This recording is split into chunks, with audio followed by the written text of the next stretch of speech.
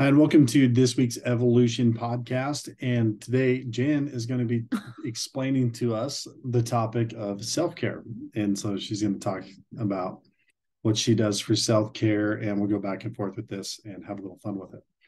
So, Jen, what is your version of self care? Maybe give you know, a, we'll talk also about like a previous version of self care and now a current version of self care and what the differences are.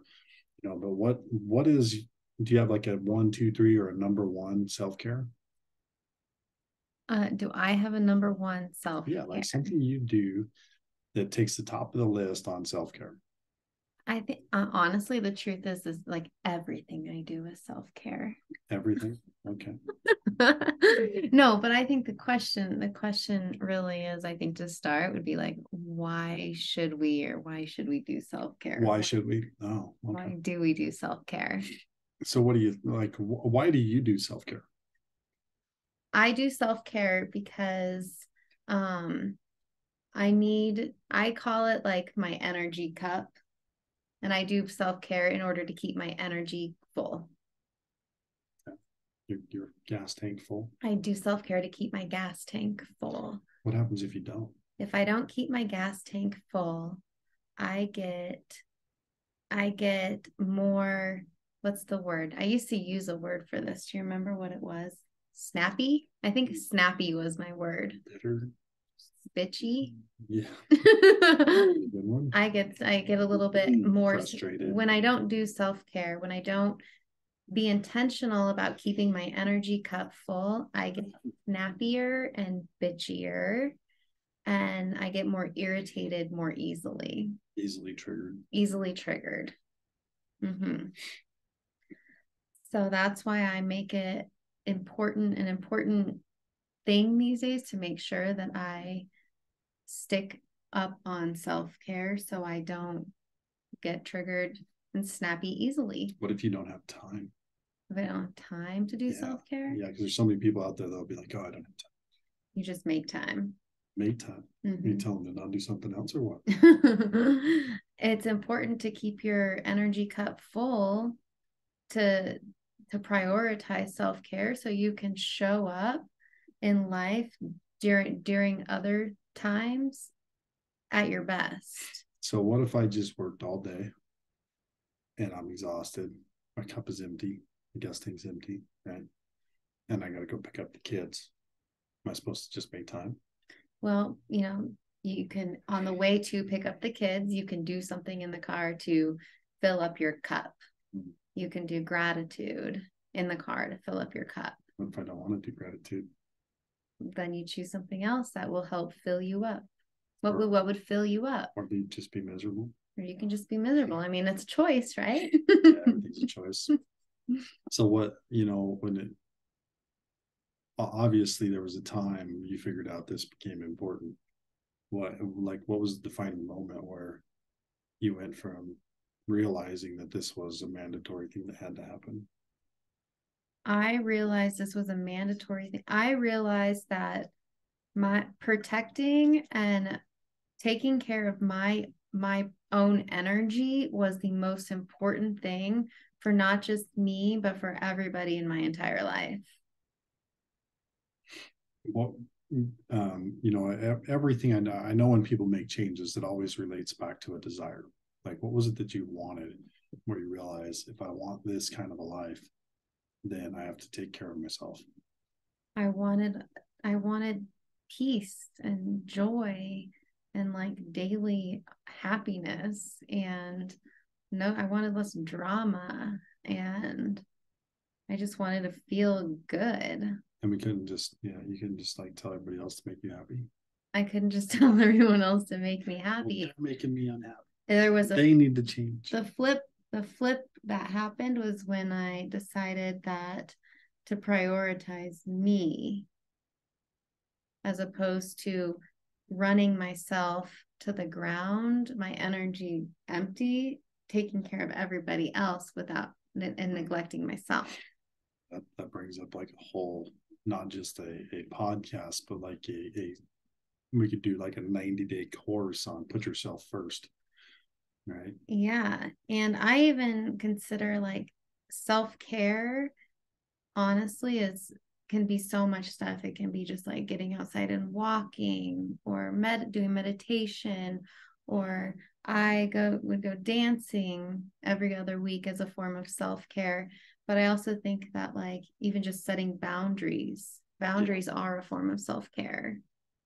Anytime, Sleep. sleep, That's wild, right? anything. And one of the best things you can do, I think, is just when you find yourself making decisions that that fill you up, that good decisions, just celebrate yourself or recognize it as, oh, this is self-care and I'm filling up my energy cup right now. Yeah, I'd say that the something to look for is a bad day should come once in a while, not a good day. And I think a lot of people have a lot of bad days and occasionally have a good day. And self-care is how you get to the all days are good, except for once in a while. Like every once in a while, you may have a little bit of a challenging day, but when you have enough self-care, it changes everything, because then it gives you clear thoughts, clear mind, and the ability to assess things and move things in the way that they need to solve problems if they come up.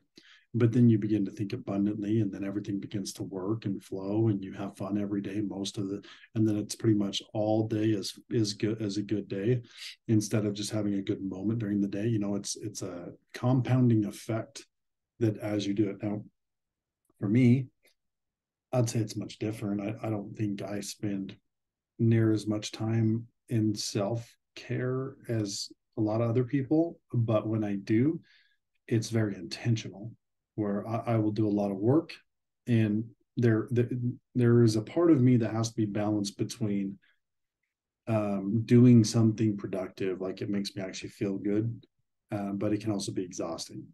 So if I'm not kind of working, I don't feel that great, unless I'm doing some activity, like I have to be doing things. And so that kind of relates to the self-care. But at the same time, when I'm doing too much, then I need to stop and go have fun and go do something that rewards me for the hard work that I do. And if I don't, what typically happens is I start telling myself I have to work more, I need to do this, I need to do this, and then my production goes down and down and down, and then pretty soon now I don't have time to take care of myself, and then it's just this like whirlpool of drowning that begins to happen. You got to be like, okay, stop, like just get away from this, because like, yes, you can work for a paycheck, but if you're going to manifest abundance, it doesn't happen that way. When it comes to manifesting, you have to be vibrating that what you want. So if you feel like you don't have time to take care of yourself, why is the universe going to give you anything to take care of you anyway?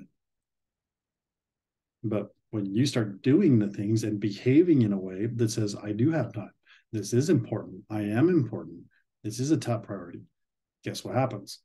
Everybody else begins to show up as well. This is another thing I say along that lines, is like a lot of us won't invest in ourselves, like invest in our own personal growth, or we're like, we hear about the price of a coaching or the price of a program or anything like that, and we don't see the value in it, right? We don't want to spend the money as an investment in ourselves. Yeah. And a lot of times, like the money, it's not even ever about the money, it's more about like the energetic exchange. And when you pay the money as an invest in yourself, you're literally telling the universe, I am worth it. Mm-hmm. And when you start telling the universe you're worth it, the universe will reward you. And it's like, it has to. Yeah. And so it's never like, that's why when we won't invest in ourselves, but sometimes you just got to do it. And it's literally like, once you write the check or you pull out your credit card, it can get scary because we're not used to investing in ourselves and filling up. Yeah. Right? Like, is this really going to pay off? Well, if you're looking for, there's what we call value, right? A lot of times, if you're going to spend $10,000 on something, you want to know that it's going to return that money to you in some way. And a lot of times we disconnect it from the monetary value. that it comes in the energetic value. And you can buy in many cases an energetic value when you spend the money to go somewhere. It's kind of like on a previous when we talked about where you went to Date with Destiny. And that wasn't cheap. It was a big investment, but it was probably one of the most game changing things that you've ever done. And after doing it, you look back and say, had I not done that, what was the cost? Right. Well, I say that the transformation starts at checkout. Yeah. It's like I didn't, Date with Destiny changed me, but pulling out my credit card and spending $5,000 on a course, not knowing anything, just knowing like, I don't know what's going to happen, but I'm worth this. Like, here, that's when my transformation started. Yeah, I think it may have started a little before that. It did start before that. And often it starts in the pain, right? Of like, I'm not happy and I want something to change. And we begin to actually change things. And it just like the answers begin to get revealed. We get the opportunities. And then if we say yes to those opportunities, it's great. We move forward with them. And so there's, like I've spent a lot of money on different things going forward, but it's the decision that counts. The decision that says, I'm going to do this. I'm going to live my dreams. I'm going to figure this out. I will continue no matter what. And there's a lot of research that kind of shows like what commitment does to your brain once you're committed. And sometimes paying money is the form of, yeah, I'm committed. Like here proven, like signed on the dotted line, And so there's that. There's also the other types of commitments, like what happens when you decide to change your body physically and you have to quit eating something or change your diet or get to the gym or completely change your identity and doing something like quitting drinking, right? Like there's a lot of different things that you have to look at and say, what's the self-care? Am I taking care of myself? And actually feeling, is my energy getting depleted or is my energy getting full? Like, is the cup getting fuller or getting depleted?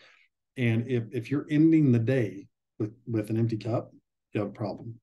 If your cup is getting emptied first thing in the morning, you have a problem.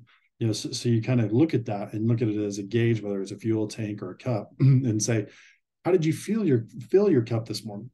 Because that, like, think about it, the people that have the best mornings, best days, everything else, they're the ones that take care of themselves. They're the ones that don't wake up with the expectation of a full cup. They wake up with the expectation of going to the gas station and getting the tank and putting something in, which costs money, costs time, costs something. So in the morning, it may not cost you money in the morning, but it might cost you some time. It might cost you some effort. It might cost you something, but that's how you fuel your day. And then once you get that power, not only are you fueled, but if needed, if you start your day, I mean, think about this.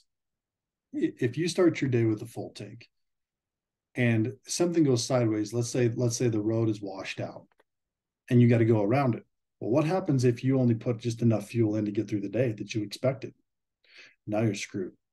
But if you filled up your tank all the way and stuff goes sideways, you're like, cool, scenic route today. Let's have some fun, and you make the best of it versus, oh, now I got to turn around and go back to this station, try and fill this up, or I'm just going to like have to coast downhill or find something or walk home or, like craziness. And that's where most people exist. But you got to remember, how are you filling up your tank?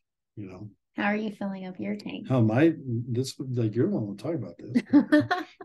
How I fill up my tank typically gets in the arena of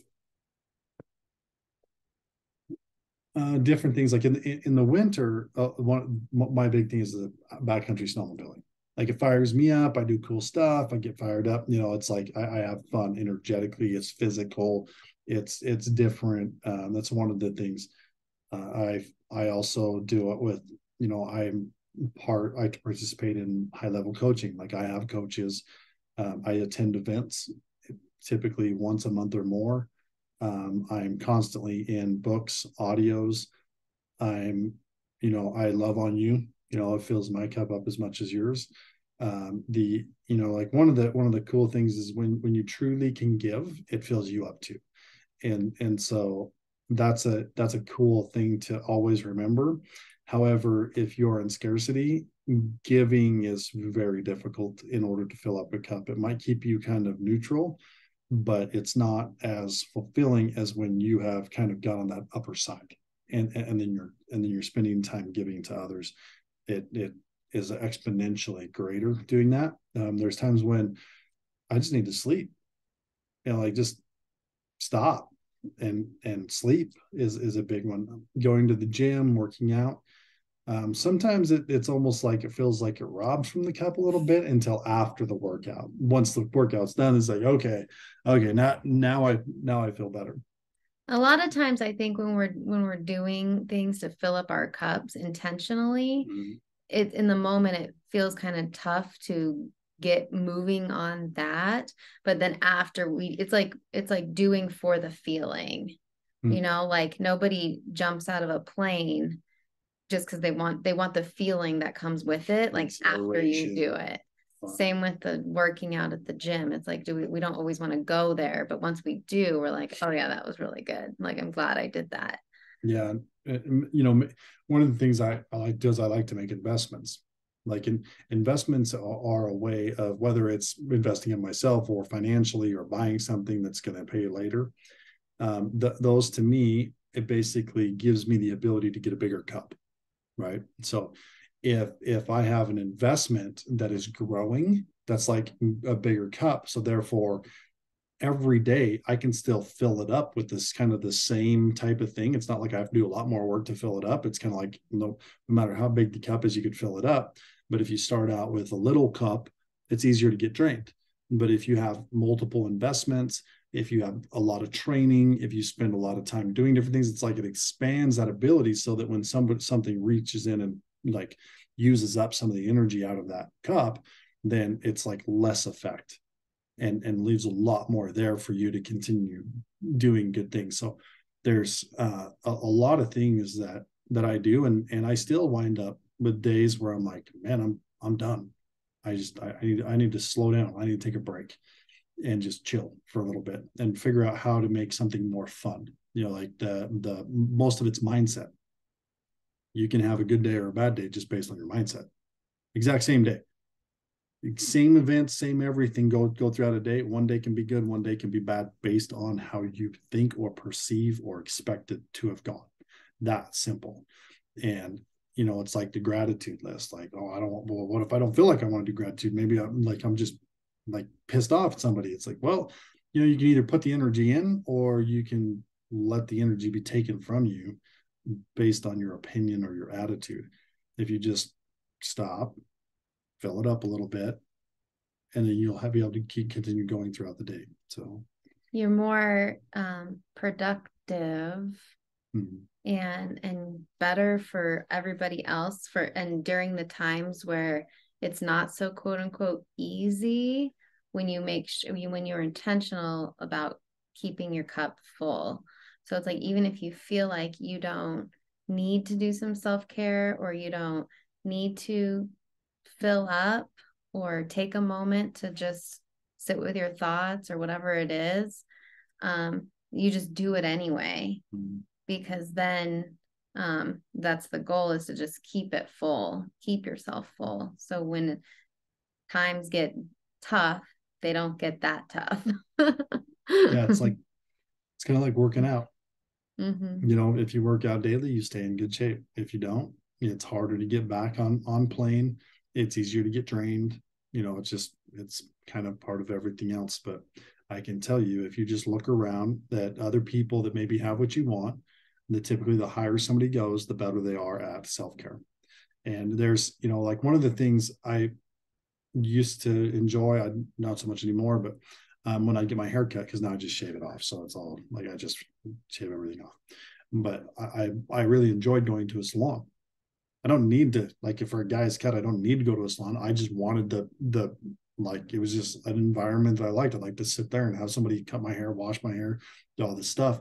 And I just got to sit there and do nothing. It's like one of the few times when I like let go of control and just let them do what they do. Nice. And it's for me that this is not my like I have no control here. Letting go is like a real healing type of thing. Just, even if I go get a pedicure or whatever, but the salon thing, like I've even considered just going to read, like, I just want you to shave my head, just to be in the experience. But massages, right? Like that's another one where you just lay there. Like, there's nothing else to do but lay there, and it's healing and fulfilling. And the good thing about that is it's also energetic, because they're actually releasing energy from the skin and the muscles in the body. So there's a lot of vibrational benefits from that as well. But there's, self-care can be as easy as eating good food, going for a walk, exercise, drinking a big cup of water. Yeah. Sometimes supplements, good quality stuff.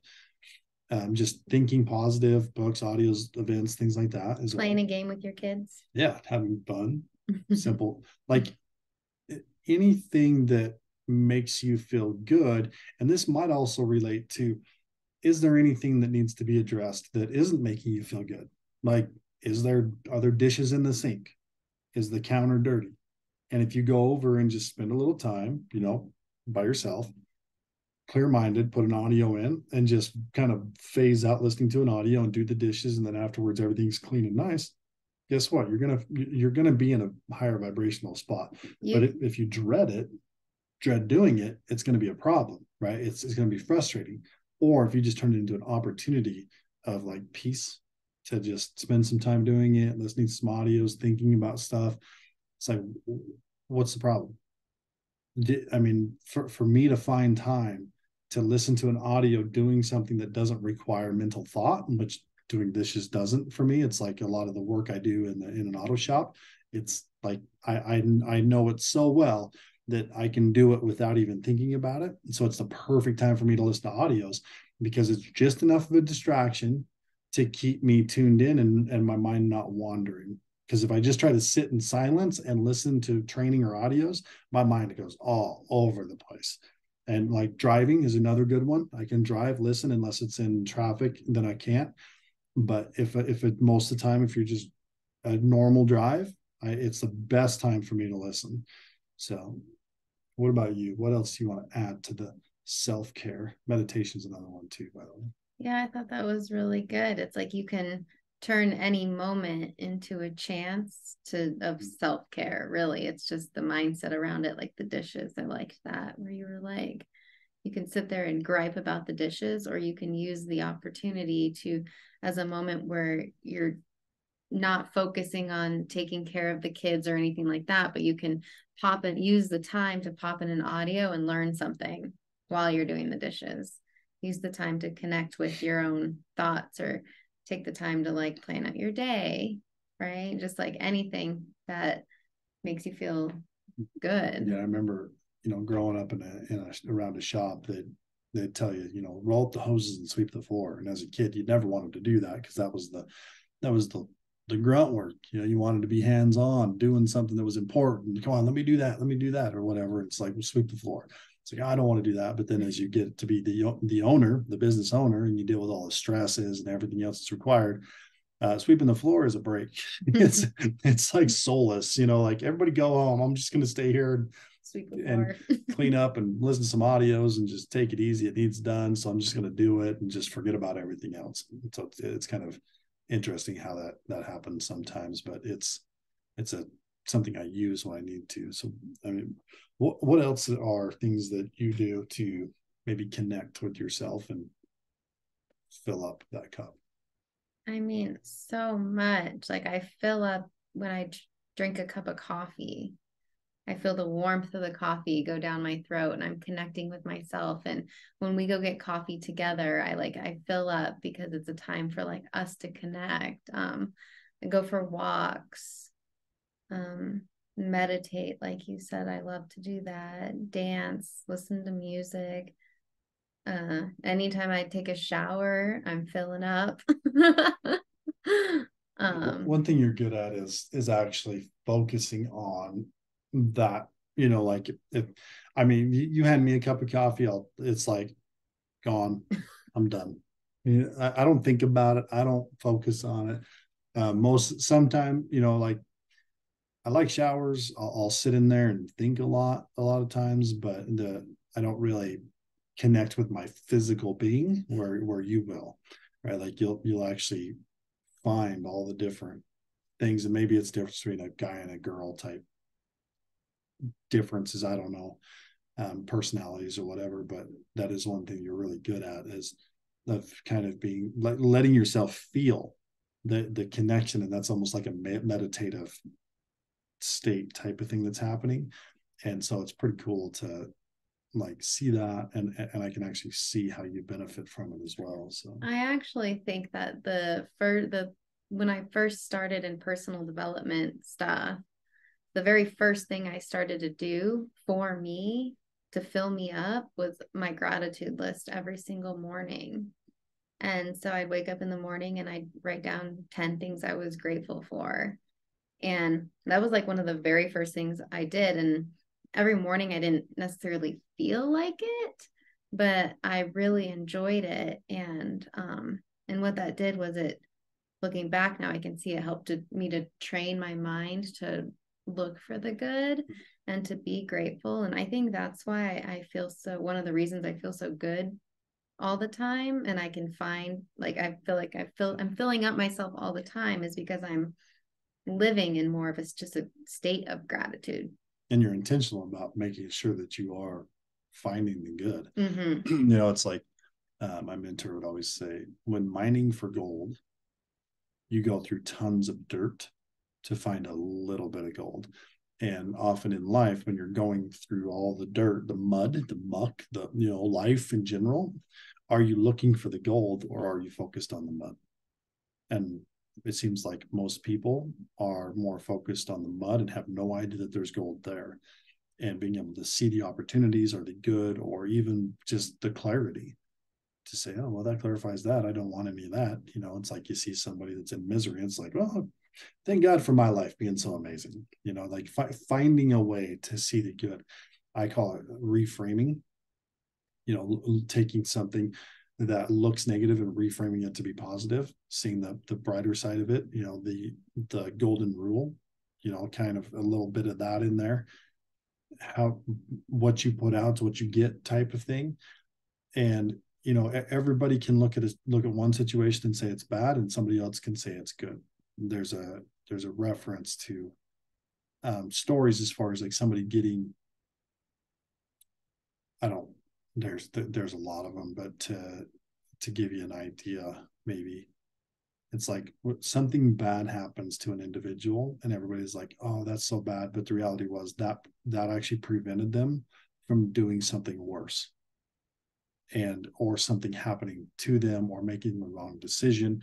And so often when something goes crazy sideways in my life, like company lost, wife leaves, that type of thing, it's like, oh, look, my wife left. Oh, it could be horrible. But I'm like, nope. Like I told God, this is what I wanted. I knew I was staying the kind of prayer that was going to make it happen, and she took off. So I'm good. Like, this is what's supposed to happen. And less than a year later, here we are.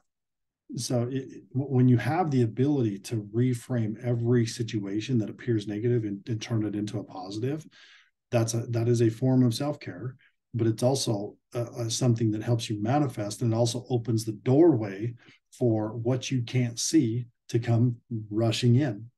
Like, I couldn't see everything that she was, but luckily I was smart enough to be like, this must be the right thing that it's happening. And I opened the door, and then I just kept the conversation going, but I paid attention to my feelings. I stayed connected enough to myself to where I wasn't acting from this place of loss or frustration or whatever. And I could feel that this was supposed to move. And over the time of moving, I got to actually know Jen and kind of learn that, even though she didn't talk very much in the beginning, I could see things, I could feel things. And I'm like, who is this person?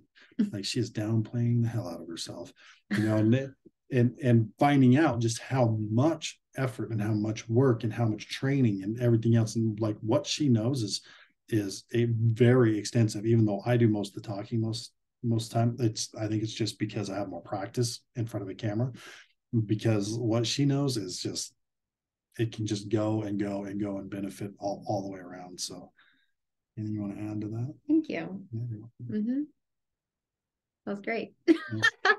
Okay. All right. So self-care, put it simply, does it make you feel better? It can be considered self-care. Do things that make you feel better. Do things to fill up your cup. You can even have lists or questions throughout the day that say, here's my cup. How do I fill it? Start the day off with, draw a line, draw a cup, draw a line, gratitude, audio, read a book, take a walk, or exercise. Meditate. Do something. Meditate. Eat so good food. Right. Slow down. Take a break. Listen to good music. Even Jesus knew the importance of meditating. Right. Like praying. It talks about how he would go off and rest, or go off and pray or meditate. So because it was like, this is what needs to be done for advancement. There's to get clarity on yourself, typically it must be in some form of silence. If you are distracted and too much going on, it's very hard to get clarity. Your clarity comes from your subconscious, which is just programmed on your past, which means anything that's going to regenerate is probably going to be similar to what you've done in the past. If you want something new, you need to slow down, observe, inspect, and then use and apply. So I think I'll leave you with that for now. And there's going to be things. These are things that we also train on. If it's one-on-one, we can actually help people say, well, I tried this, I didn't like it. I did this. It's like, okay, well, come talk to us. Come ask us a question. We can help you find, how it is, or help, or even give you the reframe. I can't tell you how many times somebody comes to me with a problem, and I go, well, have you considered this? And they're like, oh, well, no. Well, what if it was? Well, I guess that would change things. Okay, do you feel any different? Yeah, I feel completely different, just based on a perception change. That was it.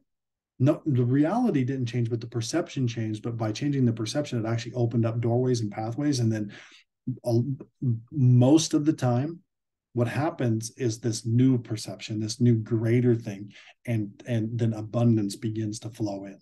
So it's very important to be around people that can actually help you see the clarity, and also be listening to those books that help you see it, because it triggers thoughts and inspires ideas and different things. But you have to take time to do this. You have to take that self-care time to influence yourself to do greater and better things. So if you haven't, I suggest check out the membership, get in there, learn, pick up, optimal reference books. I think Jen's going to start doing a book thing here pretty soon at some point, and we'll be advancing that and more training. And I'm going to be putting more levels of training to help people level up with finances and different things.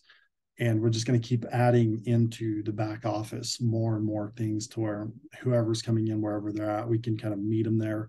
And the price is never going to change as far as wherever you come in. If you come in and I put in $10,000 more information, you get it for the same every month as whatever you start paying, but the price is going up. So if you have interest in it, jump into that, check it out, check her out on Facebook, Jenn Lockhart, and we'll see you in there. Or you can just keep listening to this, and there's a lot here that we're giving, and this will energetically help you shift and see the brighter side and manifest more in your life. So thanks for being here. Make sure you like and subscribe to get more of it. All right, guys, have a wonderful day.